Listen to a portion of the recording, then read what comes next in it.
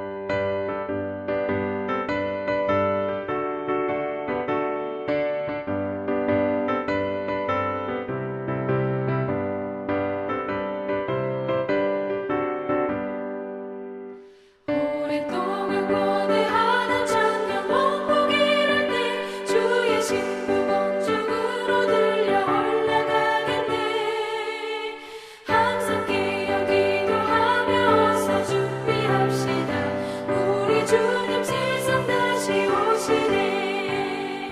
우리 주님 세상 다시 오시네.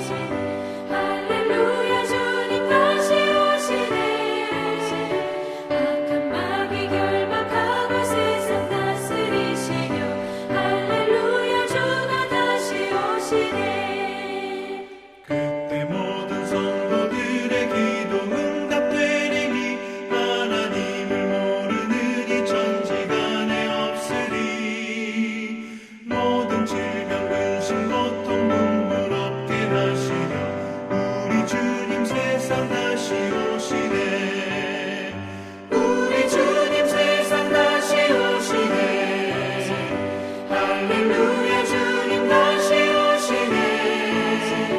악한 마귀 결박하고 세상 다스리시며 할렐루야 주가 다시 오시네.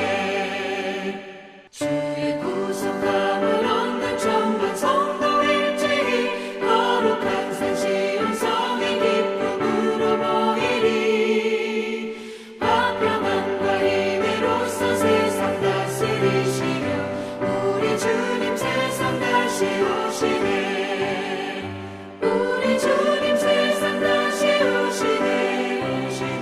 할렐루야 주님 다시 오시네. 악한 마귀 결박하고 세상 다스리시며 할렐루야 주가 다시 오시네. 우리 주의 평화로운 천년 왕국 이룰 때 그곳에는 죄와 고통 사망 없어지겠네. 천만 성도 간절하게 주를 고대하도다. 우리 주님 세상 다시 오시네.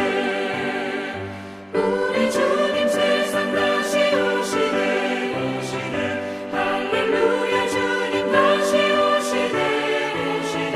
악한 마귀 결박하고 세상 다스리시며 할렐루야 주가 다시 오시네. 아멘.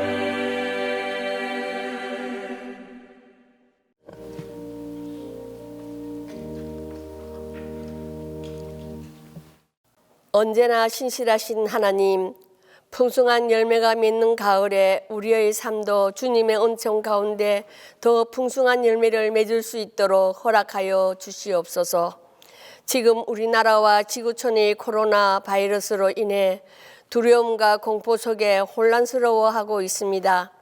만물을 주관하시는 하나님께서 이 백성을 불쌍히 여기시어 바이러스가 더 이상 확산되지 않도록 도와주시옵시며 예전처럼 성도들이 다 모여서 예배 드릴 수 있게 하옵소서.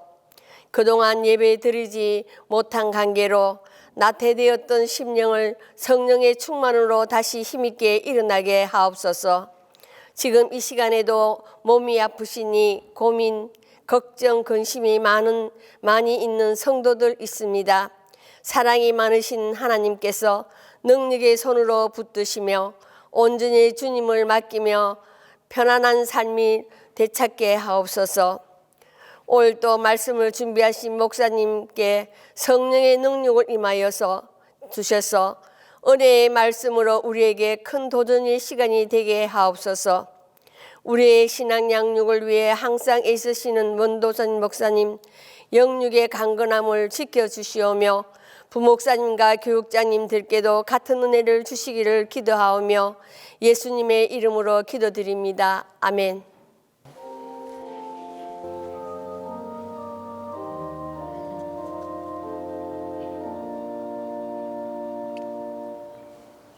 오늘 우리에게 주신 하나님의 말씀은 다니엘 10장 1절에서 9절입니다. 구약성경 다니엘 10장 1절에서 9절입니다. 바사왕 고레스 제3년에 한 일이 벨드사살이라 이름한 다니엘에게 나타났는데 그 일이 참되니 곧 큰 전쟁에 관한 것이라. 다니엘이 그 일을 분명히 알았고 그 환상을 깨달으니라. 그때에 나 다니엘이 새 이래 동안을 슬퍼하며 새 이래가 차기까지 좋은 떡을 먹지 아니하며 고기와 포도주를 입에 대지 아니하며 또 기름을 바르지 아니하니라.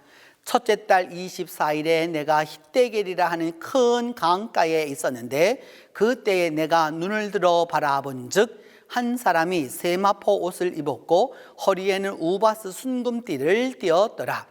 또 그의 몸은 황옥 같고 그의 얼굴은 번갯빛 같고 그의 눈은 횃불 같고 그의 팔과 발은 빛난 놋과 같고 그의 말소리는 무리의 소리와 같더라.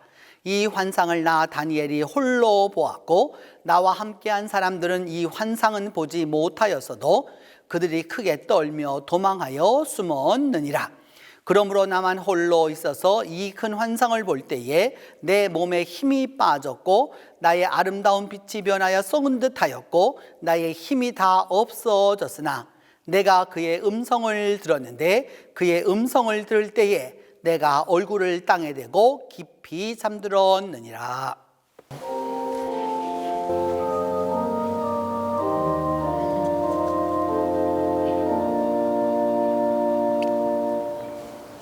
(2020년) 다니엘의 하나님 10번째 시간으로 오늘은 다니엘 10장 1절에서 9절을 근거로 해서 고레스 3년의 환상이라고 하는 제목으로 말씀을 서로 함께 하도록 하겠습니다. 고레스 3년이라고 하는 이 부분에 있어서 우리는 고레스라고 하는 인물이 어느 시대의 인물인지를 우리가 이제 알아두어야 하겠죠. 그 소위 이 페르시아 제국에 있어서 이 왕들의 여러 이름들이 있게 되는데 그 고레스라고 하는 이름이 몇 번 나오게 됩니다. 그 가운데서 우리가 보고자 하는 것은 고레스라고 성경에서 말했을 때에는 그는 고레스 2세를 이렇게 보통 말하게 되는데 그는 그 주전 550년부터 530년까지 20년 동안을 이렇게 다스렸던 왕 가운데 하나입니다. 근데 이 시대적으로 보면 지금 다니엘서가 10장에 오게 되면은 역사적으로 이분들이 다 지나가는 이런 시대여야 하는데 어떻게 이제 이 부분이 나오게 되었었을까라고 하는 부분에서 제가 여러분에게 여러 번 말씀드렸는데 다니엘서를 읽을 때에는 이것이 시대적으로 1장부터 12장이 시대적으로 간다라고 이렇게 읽어서는 안 되는 거고 그 다니엘서가 여러 가지 부분들이 이렇게 이어져 가면서 어떤 데는 교차 대구적으로 어떤 데는 역사적으로 또 어떤 데는 이런 부분들을 쭉 사용하고 있기 때문에 우리가 이 부분을 이해해 두어야 하는 것이죠. 그래서 이 고레스라고 하는 그 고레스 왕이 제 3년에 이 일이 일어나게 되었는데 그때 벨사살이라고 이름하는 다니엘에게 이제 이렇게 말씀하고 있습니다. 벨사살이라고 하는 그 다니엘에게 한 일이 일어났는데 그 일은 정말로 확실한 일이어서 뭐에 관한 것이냐? 아주 큰 전쟁에 관한 것이다 라고 말합니다. 여기서 큰 전쟁이라고 하는 것은 당연한 전쟁을 말하는 게 아니고요. 종말적 전쟁을 의미하게 되는 것이죠. 마지막 전쟁을, 그러니까 세계가 망하게 되고 온 세상이 다 망하게 되는 바로 그런 전쟁에 관한 겁니다.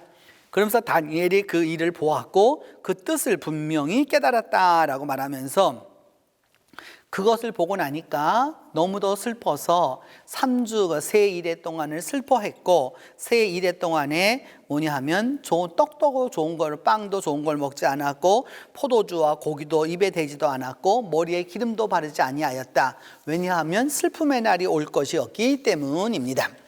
이 바사왕 고레스라고 하는 인물은 그 주전 550년부터 530년까지 20년 동안 다스렸던 인물이고 그 바벨론을 멸망시켰던 바로 그런 인물입니다. 이의 모습이 이게 여러분이 부조로 이렇게 새겨져 있는 것을 여러분이 지금 보고 계시는데 그 고레스의 모습은 이제 이처럼도 나타납니다. 이게 날개를 4개나 가지고 있는 모습으로도 나타나고 머리에 여러 가지 관을 쓴 모습으로 나타나기도 하고 또 이런 모습으로도 나타나게도 됩니다. 뭐냐 하면은 아주 그 신의 모습으로 나타나게 되는 것이죠. 그리고 그의 무덤은 이제 남아 여러분이 보시는 대로 저처럼 무덤이 남아 있습니다. 그 여러 그 페르시아의 왕들의 무덤 가운데서 가장 유명한 무덤 가운데 하나죠. 왜냐하면 페르시아 제국을 가장 강력하게 만들었던 바로 그런 인물이기 때문입니다. 이가 처음으로 그 자르고스 산맥을 넘어서서 그 바벨론 제국과 이쪽으로 넘어와서 소위 페르시아의 문명이 이제 이 바벨론과 메소포타미아 지역으로 넘어갈 수 있게 만들었던 바로 그런 위대한 인물이었기 때문입니다. 그러면서 그 다니엘이 이때의 다니엘의 이름을 벨사살이라고 하는 벨드사살이라고 하는 다니엘은 이렇게 말하고 있는데 그 벨드사살이라고 하는 그 의미는 어떤 의미이냐 하면은 뭐냐 하면은 그 우리말로 하면 목숨 숫자를 쓸 수 있는 것이죠. 이렇게 아주 오래 살도록 그렇게 하나님의 보호가 있도록 뭐 이런 뜻이라고 할 수 있습니다. 이것은 그 알렉산드리아에 있는 그 다니엘 거리입니다. 거기에 보면은 엘라비 그 다음에 이렇게 쓰여져 있는데 그래서 그 나비라고 하는 것은 예언자라고 하는 말이거든요. 그래서 다니엘 예언자 다니엘의 거리다라고 하는 겁니다. 그 한 일이 일어났다라고 얘기하는데 그 한 일이 어떤 일이었느냐 나타나게 일어났는데 그 일은 바로 어떤 것이었느냐 큰 전쟁에 관한 것이었다라고 이야기하는 것입니다. 여러분이 지금 보고 계시는 이 그림은 뭐냐 하면 최후의 전쟁에 관한 스쿰난 시대의 것입니다. 주전 2세기 때의 이게 것인데 2, 3세기의 것인데 이때에 벌써 이미 세상의 종말을 이야기하고 그 종말이 어떻게 이루어질 것인지를 그 이제 알았던 것이죠. 그래서 빛의 아들들과 어둠의 자식들과 사탄과 이 모든 것을 이야기하던 때가 바로 이 시대였기 때문입니다. 그때 다니엘이 어떻게 했느냐 3주 동안을 세일의 동안을 너무너무 슬퍼했다라고 하는데 그 슬퍼하는 모습이 어떠했었는지 여러분이 로마 시대의 이 조각을 보면서 대충 그것이 의미를 얻을 수 있겠습니다. 그러면서 좋은 음식을 먹지 아니하였다라고 하는 것은 이제 그 음식에 있어서 많은 부분을 가렸다라고 하는 걸 알 수 있죠. 어떻게 보면 여러분 지금 그림에서 보는 그림은 요즘으로 보면 아주 건강한 음식이라고 할 수 있어요. 그런데 이제 이것이 성서 시대에는 어떤 것이었느냐 하면은 뭐냐면은 그 절제하고 회개하고 또 반성할 때 그때 먹는 음식 가운데 하나였습니다. 그러면서 기름을 바르지 아니하였다라고 하는 것은 그 자기에게 향유가 있어서 이제 다른 사람들 보기에 깨끗하고 정결하고 그 다음에 위엄 있고 그렇게 돼야 되는데 그렇게 하지 않은 아주 원초적인 모습으로 돌아갔었다라고 하는 것을 알 수 있습니다. 그러면 그 여호와의 날 하나님은 그런 날을 언제 보내어 주시느냐 이사야 2장 12절에는 분명하게 말씀합니다. 자고한 자에게 거만한 자와 자고한 자에게 일어날 것이다 라고 말합니다. 그러니까 거만하고 스스로 높은 물론 여러분 우리가 자긍심도 있어야 되고요 자존감도 있어야 합니다. 그런데 자존심만 높아가지고 상대는 다 낮춰보고 자기만 스스로 높아지려고 하는 이런 사람에게는 무엇이 임하게 되느냐 결국은 여호와의 날이 곤고한 날이 임하게 되는 것이죠. 그래서 하나님이 오시면 나는 괜찮을 거야 나는 행복할 거야 막 이렇게 말하지만 어떻게 여호와의 날을 감히 사모할 수 있겠느냐 아모스는 말합니다. 그날은 어둠이요 빛이 아니라 라고 말하고 있습니다. 그러니까 황폐한 날이고 어둠의 날이고 재난의 날이고 이럴 것인데 그 감히 그런 걸 알면서 너희들이 여호와의 날을 사모할 수 있겠느냐라고 이야기하는 것이죠. 그래서 요엘은 말하기를 그 여호와의 크고 두려운 날은 어떤 날이냐 해가 어두워지고 달이 핏빛같이 변하고 이렇게 된다라고 이야기하고 있습니다. 이렇게 되었었을 때에 드디어 이것을 보면서 이러한 상황이 되었었을 때 드디어 그 환상의 내용을 이제 다니엘은 이야기합니다. 그것은 무엇이냐? 세마포 입은 자입니다. 우리는 세마포라고 하는 것이 별반 그렇게 중요한 의미로 다가오지 않아요. 그런데 여러분 그 성지는 그러니까 이집트에서부터 메소포타미아, 페르시아 여기에 이르기까지 가장 좋은 천이 뭐냐 하면 세마포입니다. 우리는 본견이나 이런 비단을 아주 귀한 천으로 생각하지만 여긴 그렇지 아니하고 유럽은 또 우를 중요하게 생각하지만 이쪽 지방에서는 세마포였습니다. 세라고 하는 거는 아주 가늘다는 거예요. 그래서 그 가늘어서 바람이 잘 통할 수 있는 이게 여러분 더울 때 입는 옷이죠. 이렇게 더울 때 입는, 그러니까 그런 아주 깔끔하고 좋은 옷을 입은 자라고 얘기합니다. 그래서 첫째 달 24일 날짜를 이렇게 얘기하고 있죠. 이렇게 꼭 편년체로 쓰는 것처럼 그때 히데겔이라고 하는 큰 강가에 있었는데 내가 눈을 들어 보니까 한 사람이 있었는데 세마포 옷을 입었고 허리에는 우바스 순금띠를 딱 둘렀고 몸은 황옥같이 빛났고 얼굴은 번갯빛 같았고 눈은 횃불 같았고 그의 발과 그 다음에 팔은 빛난 녹과 같았고 그의 그 다음에 말소리는 우레소리와 같다. 아주 굉장히 상징적으로 그 마지막을 심판하는 분을 갖다가 이렇게 이야기하고 있습니다. 그래서 이 환상을 나는 다 보았는데 내 옆에 있던 사람들은 그것을 보지 못하고 도망해가지고 숨었다라고 이제 이렇게 이야기하게 됩니다. 여기에 히데겔이라고 하는 이제 강가가 나오게 되는데 히데겔이라고 하는 말은 성경에 오직 딱 2번만 나옵니다. 에덴 동산에서 발원하는 강의 이름이 히데겔이었고 오늘 이 다니엘서에 나타나는 바가 꼭 히데겔이기 때문입니다. 이 히데겔에 대하여서 그 강이 어느 강이냐라고 하는 부분을 가지고서 어원적으로 여러 가지를 찾아서 이게 히데겔이라고 하는 말이 어디에서 왔는지를 제가 찾아보았는데 여러분들이 지금 보시는 대로 밑에 있는 그 강을 말하게 되는데 어떤 강을 말하게 되느냐 하면 이 히데겔이라고 하는 강은 그 히브리어로도 외래어를 가지고 쓴 것입니다. 그러니까 히브리어 안에도 외래어가 상당히 많게 되는데 이 히데겔이라고 하는 강은 지금의 무슨 강이냐? 티그리스 강을 말하게 됩니다. 여러분이 보시는 그 지도 위에서 보면 강줄기가 2줄기가 보이게 되는데 바로 윗줄기가 바로 이것이죠. 그러면 이 히데겔이라고 하는 말은 어디서 왔느냐 하면 아카드어라고 그 히브리어의 모어의 모어가 되는 언어가 있습니다. 지금부터 약 한 4,000년 전에 아주 유행했던 그런 단어인데 거기에서 보면 이디클라트라고 하는 말이 나옵니다. 이 이디클라트라고 하는 뜻이 뭐냐면 물이 급히 흘러간다라고 하는 것인데 티그리스 강을 일컬어서 이디클라트라고 불렀고 그 이후에 많은 나라들은 뭐냐 하면은 이것에 대하여서 약간 발음을 다르게 해서 이렇게 불렀던 것 가운데 하나입니다.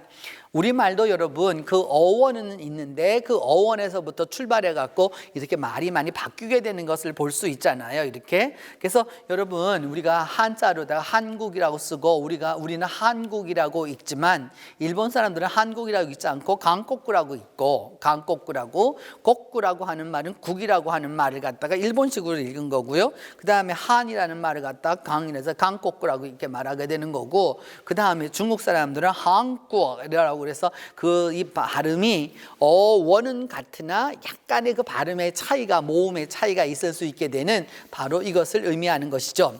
그 히데겔이라고 하는 큰 강가에 있었다. 이건 예전에 찍어놓은 모습을 여러분들에게 지금 보여주고 있는 것인데 뭐냐 하면 그 바그다드 이쪽이 바그다드에게 연결하는 티그리스 강입니다. 그래서 그 다리가 이렇게 보이는 것을 알 수 있죠. 그래서 이 티그리스 강가에 다니엘이 서 있게 되었었는데 한 사람이 나타나게 됩니다. 그 강가에 한 사람이 나타나게 되는데 그 한 사람은 어떤 사람이었느냐? 세마포 옷을 입은 사람이었다라고 말하고 있습니다. 여러분이 보시는 지금 세마포는 약 3,500년 된 세마포입니다. 그러니까 여러분 이게 얼마만큼 이 세마포라고 하는 것이 잘 보존되었고 귀한 것이었는 것인지를 알 수 있습니다. 지금도 여러분 면은 그러니까 이 소위 마가 들어가 있어서 시원하게 할 수 있는 그런 부분은 이집트산을 아주 최고로 치는 것 가운데 하나이죠. 현대 천에서도 마찬가지입니다. 그러면서 거기에 뭐냐면 허리에 이런 세마포 옷을 입었고 허리에는 금띠를 띄었다라고 이렇게 말하게 됩니다. 이 금띠를 띄었다라고 하는 것은 그냥 금이가 귀한 것을 띄었겠지 뭐 그런 뜻이 아니죠. 왜냐하면 이 금이라고 하는 것은 당시 사람들에게는 그곳에서는 구할 수 없는 아프리카에서 가져오는 수입품이었기 때문입니다. 그리고 그래서 그 허리에는 우바스 순금띠를 띄었다라고 이제 이렇게 말하고 있는데, 여기 성경에서 여러분 여기서 우바스라고 하는 말은 오빌이라고 하는 말과 같죠. 그 오빌의 금과 이런 여러 가지 구약 안에서 쓰여지게 되는 말인데, 이제 여러분 명산지를 뜻하게 되는 것이죠. 예를 들어서 어느 지역 하면 무엇이 유명하고 어느 지역 하면, 요즘은 뭐 전 세계가 그런 부분에 있어서 다 우리나라도 또 마찬가지로 지역적으로 그렇게 큰 차이가 없지만, 예전에는 여러분 꼭 그 지역 아니면 날 수 없는 것들이 많았기 때문입니다. 그래서 우바스라는 말이나 오빌이라는 말이나 같은 것이죠. 그래서 그의 몸은 무엇이었느냐, 황옥 같았다라고 이렇게 이야기합니다. 여러분 지금 보시는 대로 뭐냐 하면 이게 빛이 나는 그런 모습이었다는 거죠. 이게 빛이 나는 모습이 바로 세마포 사이로 보였겠죠. 그러면서 얼굴빛은 번갯빛 같았다라고 얘기해서 그 번쩍임이 있어서 뭔가 성광이 있는 빛이 나는 그런 존재였었다라고 하는 것을 알게 됩니다. 그러면서 그의 눈은 무엇 같았느냐, 횃불과 같았다라고 얘기합니다. 깜깜한 밤중에 이 빛을 갖고 있는 것이죠. 오늘날 이렇게 전기를 사용하는 우리들은 잘 이해할 수 없지만, 여러분 전기가 없는 곳에서는 밤길에 써야 할 수 있는 것이 뭐냐 하면 등이나 횃불뿐이 없기 때문에 그 횃불의 의미를 우리는 이해할 수 있습니다. 그래서 그의 눈은 횃불과 같았다라고 하는 것이죠. 캄캄함 속에서 나타나는 그 빛에, 그 눈빛에 있었다라는 거죠. 아주 그 눈에서 나오는 광채가 있었다라는 걸 알 수 있고, 그의 팔과 그 발은 빛난 놋과 같고 이렇게 표현하고 있는데, 이게 바로 여러분 뭐냐면 한 2300년 전에 있었던 그 사람의 모습을 이렇게 그 다리를 이렇게 마련해 놓은 것이죠. 이렇게 보면은 이게 사실 동으로 만든 것인데 그 놋과 같다, 놋이라고 말하는 것이죠. 이렇게 놋으로 만들었는데 꼭 금처럼 보이는 것을 알 수 있습니다. 그러면서 그래서 이 목소리가 들렸는데, 목소리가 꼭 뭐처럼 들렸느냐, 여러 사람들이 말하는 것처럼 들렸다라고 말하는 것이죠. 지금 보는 사진은 여러분 그 감람산에서부터 예루살렘을 향하여 내려가는 종려주일에 있는 그런 그 퍼레이드에 있어서 사람들이 왁작지근한, 그러니까 이런 모습이었다는 거죠. 그러니까 여러분 굉장히 신비한 모습으로 오는 것을 알 수 있습니다. 그는 아주 사람과 같은 존재로 어떤 부분이 있었느냐 하면은, 완전히 그 모습이, 그 얼굴과 그 이 모든 몸은 완전히 빛나는 존재였고, 그 빛나는 존재였을 뿐만 아니라 또한 그가 입고 있었던 옷은 세마포였고, 그에게서 나타나는 것은 여러 가지로 아주 귀한 것들이었다라고 하는 것을 알 수 있습니다. 마태복음 25장에서 예수님은 말씀합니다. 인자가 영광으로 천사들과 함께 올 때에 그 다음에 하늘 보좌, 영광의 보좌에 앉게 될 거라라고 말씀하고 있습니다. 주님의 오심에 대한 부분을 가지고 다니엘이 보았던 환상은 보다 더 구체적으로 설명하고 있다라고 말씀하고 있습니다. 누가복음 21장 36절은 말하기를, 그 장차올 이 모든 일을 피하고 인자 앞에 설 수 있도록 여러분 주님 앞에 설 수 있도록 항상 기도하며 깨어 있으라고 이렇게 말씀합니다. 그러면서 결국은 마지막 날이 되었었을 때 어떻게 되느냐, 주님을 바로 섬기지 못하고 바로하지 못하는 자는 결국은 심판을 당하게 될 것이다 라고 주님은 말씀합니다. 이제 이와 같은 환상을 보았던, 이와 같은 환상, 미래를 보았던 다니엘은 어떤 모습이 되었느냐, 그걸 나만 홀로 보아가지고, 내가 너무 큰 환상을 보아가지고 나의 아름다운 빛이 변하여서 썩은 듯하였고 마음이 너무 아파서 완전히 그것이 다 무너져 내리게 되었다라고 하는 것을 알 수 있습니다.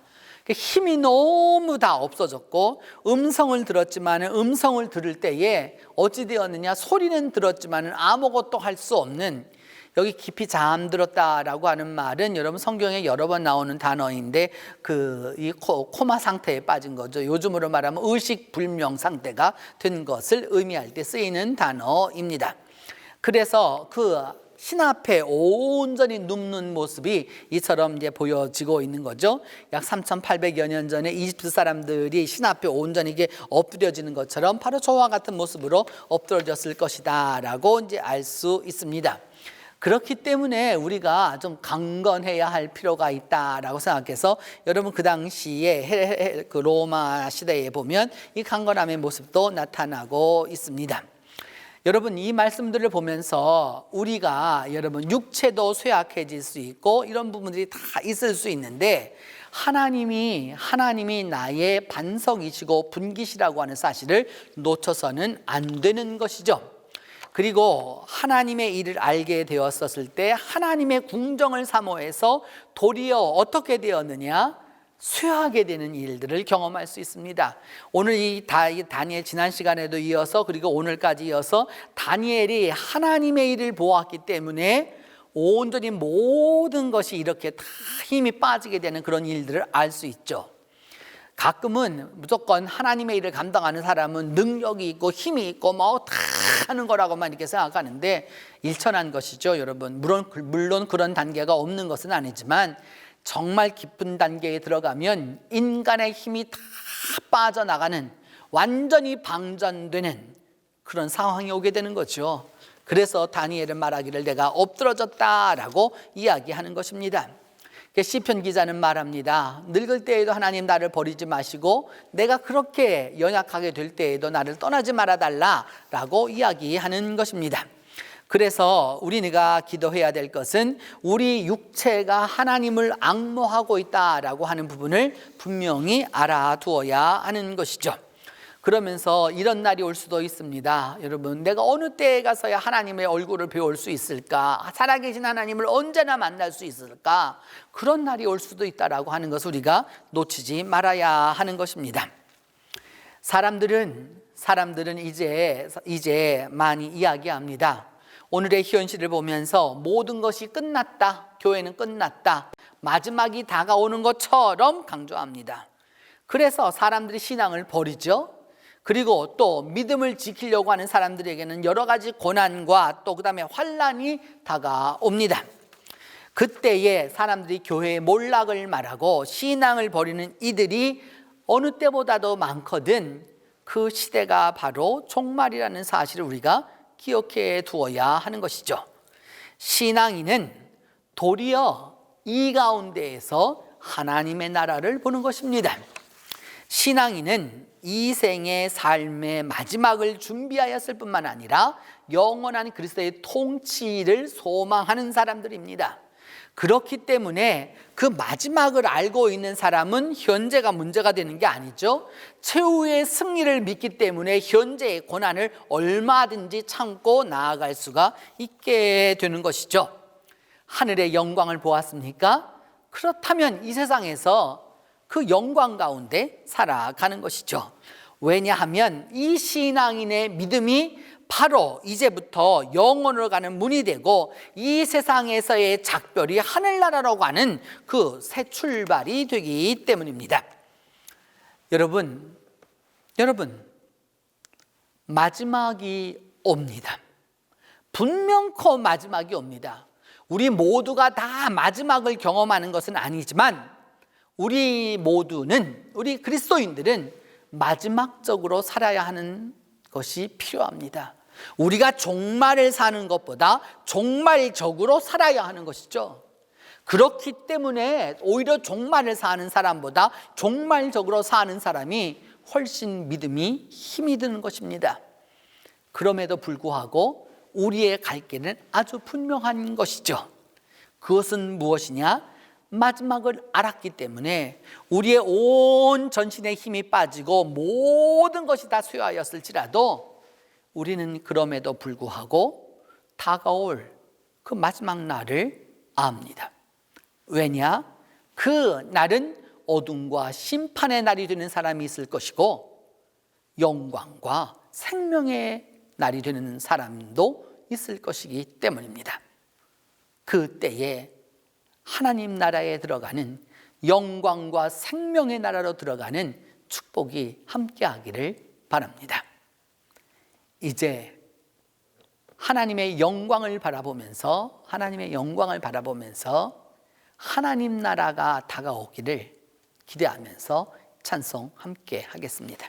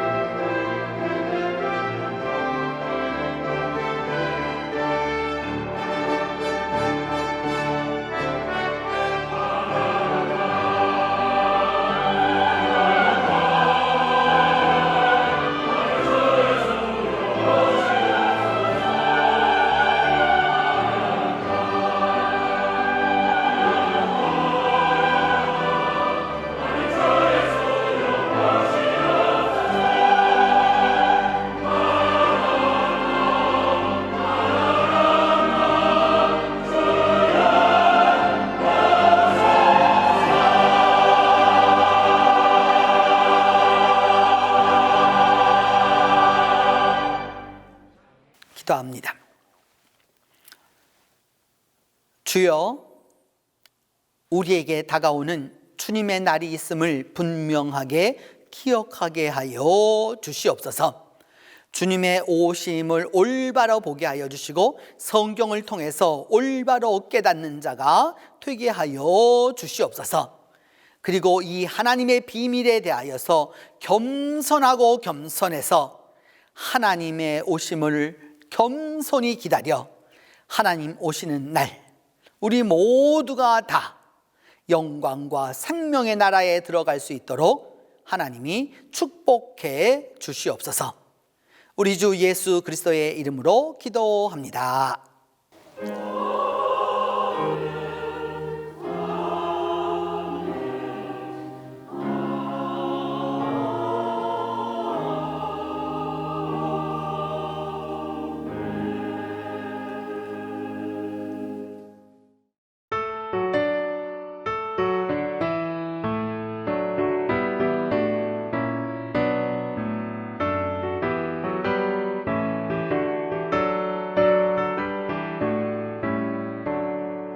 대속하신 구주께서 구름 타고 오실 때 천만 성도 함께 모여 주의 뒤를 따르네. 할렐루야 할렐루야 우리 구주 오시네. 엄숙하신 주의 위트 모든 사람 배울 때 주를 팔고 십자가에 못을 받던 자들이 슬피 울고 가슴 치며 참 메시아 뵙겠네. 주가 당한 고난은 참 모든 사람 볼 때에 구원받은 모든 성도 주께 경배드리네. 할렐루야 할렐루야 주님 다시 오시네. 고대하던 예수께서 영광 중에 오실 때 왕의 왕이 되신 주를 우리 환영하겠네. 할렐루야 할렐루야 주여 어서 오소서.